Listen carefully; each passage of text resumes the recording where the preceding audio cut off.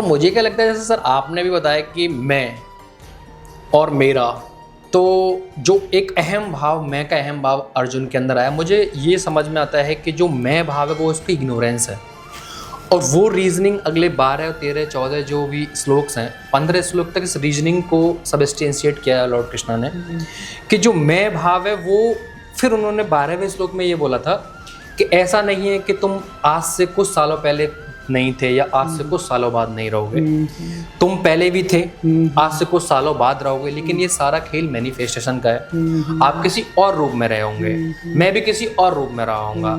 तो जो मैं भाव है, अब यहाँ से ये चीज़ इग्नोरेंस पे आती है कि अर्जुन इतने बड़े योद्धा थे, लेकिन उनके अंदर भी एक प्रकार की इग्नोरेंस थी, जो सत्य की और असत्य की, मतलब अल्टीमेट रियलिटी की, और जो चीज़ आप देख रहे हैं। एक तो होता है जो चीज़ हम देख रहे हैं, जैसे दर्शन शास्त्र में जो पाश्चात्य जो फिलोसफर्स रहे हैं, बहुत सारे अलग अलग विधाएं, एक इम्प्रेसिज्म है, एक रेशनलिज्म है। इम्प्रेसिज्म बोलते हैं, इम्प्रेसिस्ट जो होते हैं, जैसे जॉन लॉक हुए, बोलते हैं जो चीज़ हम देख रहे हैं वही सत्य है। जैसे हमने हमारे चारवाका ने बोला, जो हमारे इंडियन फिलोसफर थे, उन्होंने बोला प्रत्यक्ष ही प्रमाण है।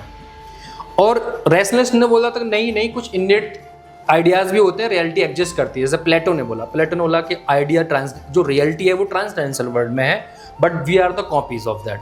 ऐसे बट इन फिलोसफर्स ने हमें समझाया कि किस किस तरह से हम ज्ञान को एक सांचे में उसको प्रमाणित कर सकते हैं। हम इम्प्रेसिज्म के माध्यम से कर सकते हैं, रैशनलिज्म के माध्यम से कर सकते हैं, डायलैक्टिक के माध्यम से कर सकते हैं, इंडक्शन थ्योरी के माध्यम से करते हैं। अब इस चीज़ को हम अगर भगवत गीता में हम इसको कोरिलेट करते हैं, जैसे कि अब अर्जुन एक डिलेमा में है। अब श्री कृष्ण भगवान उनको बोल रहे कि नहीं नहीं अर्जुन, तुम्हारा एक लाइफ ऑफ स्पैन है, जो हाँ तुमने अर्जुन के रूप में या पांडुपुत्रों के रूप में आपने यहाँ जन्म लिया है, आपने एक बॉडी हो। तो यहाँ पे हम माइंड बॉडी डुअलिज्म में, माइंड बॉडी इंटरेक्शनिज्म में, ये एक फिलोसफिकल पार्ट हम यहाँ डिस्कस करने वाले हैं कि अर्जुन अपनी बॉडी को अपना मान बैठे हैं, जबकि उनकी बॉडी सिर्फ एक, जैसे आपने बोला कि उनकी बॉडी सिर्फ एक माध्यम, एक यंत्र में उनको माध्यम बनाया गया है। अब उन्होंने क्या कि उन्होंने ये चीज़ को इटर्नलिटी में एक्सअपलोड कर लिया है कि मैं सत्य हूँ, पितामह भीष्म सत्य हैं, गुरु द्रोण सत्य हैं, और ये मैं इन्हें क्यों कैसे मारूं, जबकि वो उनका मृत्यु निश्चित है। Mortality is the real truth. अब वो उस बॉडी के एसोसिएशन से, बॉडी के जो भी उनके साथ आसक्ति कैसे आती है, आसक्ति पहले जैसे आपने बोला कि मैं भाव, पहले मैं भाव उत्पन्न होता है कि मैं हूँ। अब जो मेरे साथ जो भी हैं, जैसे आप या मेरे घर वाले, जैसे अर्जुन ने खुद को समझा कि मैं भाव, एक अर्जुन एक योद्धा हैं, उनके घर परिवार वाले हैं, उनके चाचा हैं, भाई भतीजे हैं, आसक्ति डेवलप हुई। अब उस आसक्ति के जो हर्डल उसको ब्रेक नहीं करना चाह रहे वो, अगर वो ब्रेक करते हैं तो उसमें मतलब डेथ आता है सारे उनके परिवारजन का। तो उनको कहीं ना कहीं इस जो मृत्यु लोक है, मृत्यु लोक में जो उनके सगे संबंधी हैं, उनकी मृत्यु ना हो, वो ना इस दुनिया से जाए, उसकी एक आसक्ति है उनके अंदर। वो आसक्ति कहीं ना शोक पैदा कर रही है। तो 11वें और 12वें श्लोक में उन्होंने यही समझाया कि ऐसा नहीं है कि आप इनका सिर्फ शरीर समाप्त होगा, ये समाप्त नहीं होंगे। तो मेरे को सर ये लगता है कि इसमें कि ये यहाँ पे श्रीमद् भगवत गीता में भगवान श्री कृष्ण ने एक सेंट्रल डॉक्ट्रिन देने की कोशिश की है, वो है इमोर्टैलिटी ऑफ द सोल। तो आप इमोर्टैलिटी ऑफ द सोल पे आपके क्या विचार है? तो ये तुमने बहुत अच्छा क्वेश्चन किया कि what is this immortality of soul. अब एक बात तो तुमने अच्छा कहा कि ये जो अहंकार है और मैं और जो मेरा है, वो रियली में वो पैदा होता है इग्नोरेंस से। जब तक आप इग्नोरेंट हैं तब तक ये अहंकार है।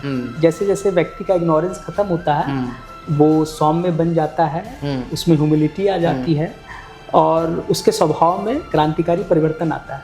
तो ऑब्वियस तुमने अच्छा कहा कि ये सब इग्नोरेंस का प्रभाव है। दूसरा जो इमोर्टैलिटी ऑफ सोल है, और ये भगवान कृष्ण ने बहुत अच्छे से बताया कि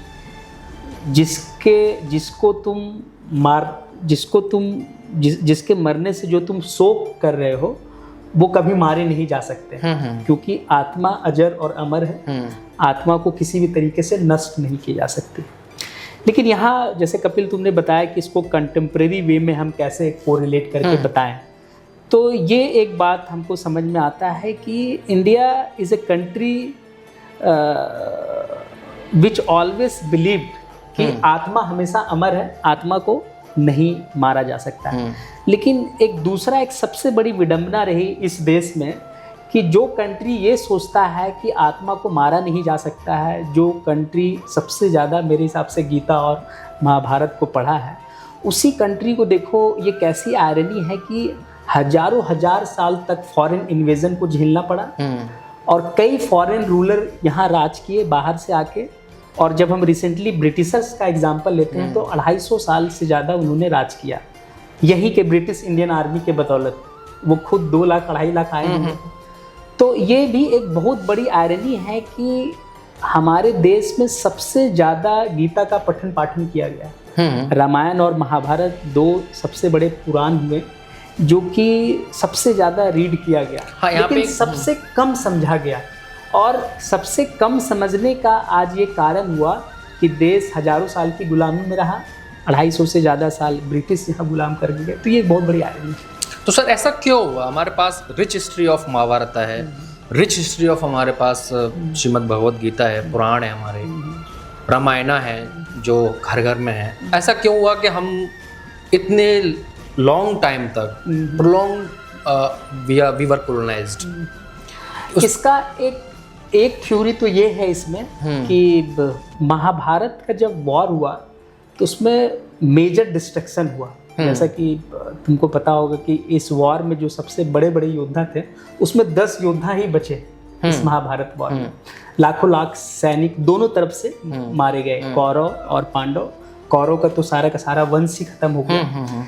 तो ऐसा बोला जाता है कि सिर्फ 10 योद्धा बचे इस भीष्म वॉर के बाद। उसमें 5 तो पांडव थे, एक भगवान कृष्ण थे, एक भगवान कृष्ण के ही मित्र थे सात्विकी, फिर कृपाचार्य थे, अश्वत्थामा थे और एक कोई योद्धा थे जिसका नाम हमको याद नहीं आ रहा। टोटल 10 योद्धा थे।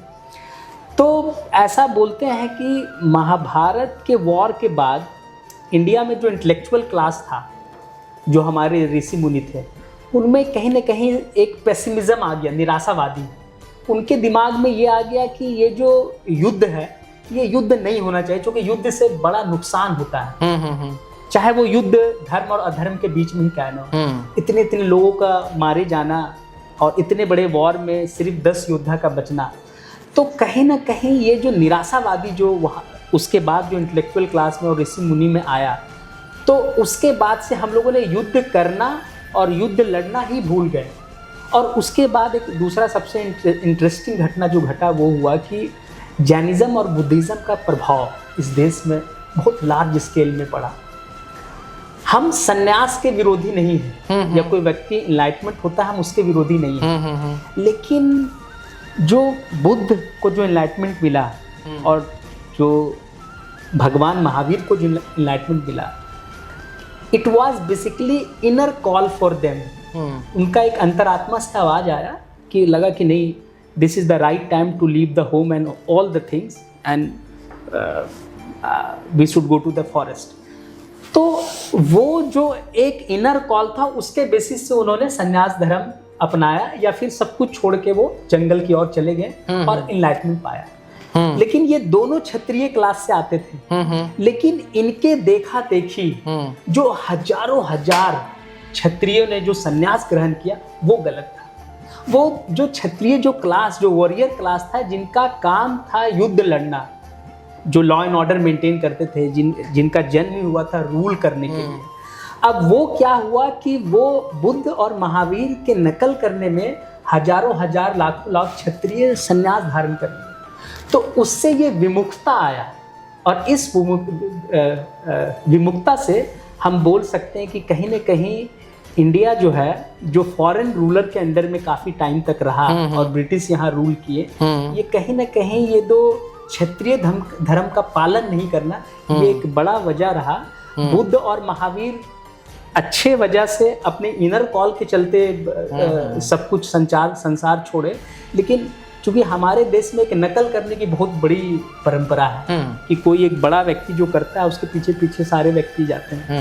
तो हजारों लाखों क्षत्रिय का ये वर्ल्डली लाइफ को छोड़ के संन्यास धारण कर लेना और उस तरीके से अपने कर्तव्यों की तरफ से विमुखता होना, जिसको एस्केपिज्म कहते हैं हम, एस्केपिस्ट बनना, वो कहीं ना कहीं एक पतन का बड़ा कारण रहा। And thank you so much guys for supporting our channel. For more such episode, please follow, like and subscribe our channel New Delhi Dialogue. Namaskar.